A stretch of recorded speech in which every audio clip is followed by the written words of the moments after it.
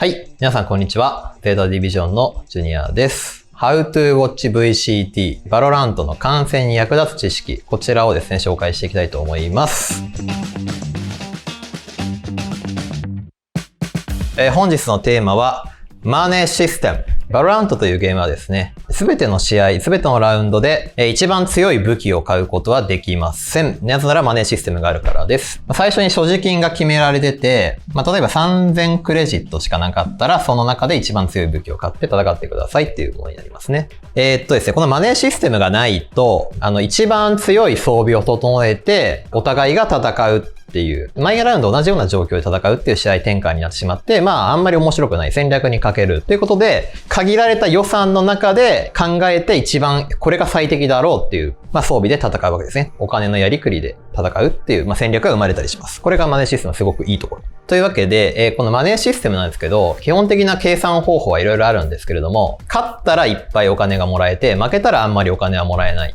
最初、ファーストラウンド、ピストルラウンドと呼ばれるラウンドって、最初800クレジットしか持ってないんですよ、お互い。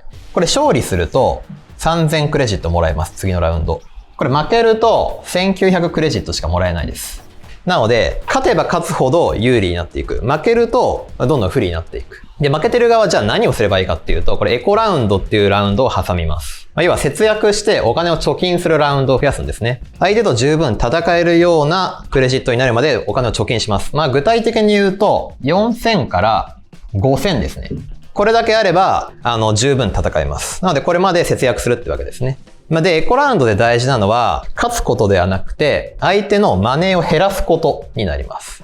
さっき4000から5000って言ったんですけど、一人分の装備を揃えるのに、これだけお金がかかります。一人でも倒せば、相手のマネーを4000減らすことができるっていう考え方ですね。ラウンドを勝利するのではなくて、一人でも多く倒して、相手の全体のクレジットを減らすっていうことが最終的に勝利につながっていくみたいな。そういうやり取りをしてるわけですね。でですね、試合を観戦してると、たまにセーブっていう作戦をすることがあります。セーブって何かっていうと、圧倒的に状況が不利な時に、そのラウンドはもう捨てて自分の武器を守るっていうことをするんですね。これをセーブとか、キープって言ったりします。こういったところをね、ちょっと見ながら、考えながらですね、観戦すると楽しいかなと思います。本日の How to Watch VCT は以上になります。皆様のバロラント観戦に役立てましたら幸いです。それでは皆さん、さよなら。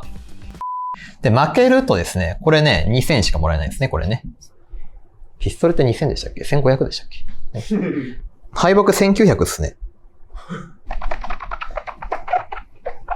はい。というわけで、このマネーシステム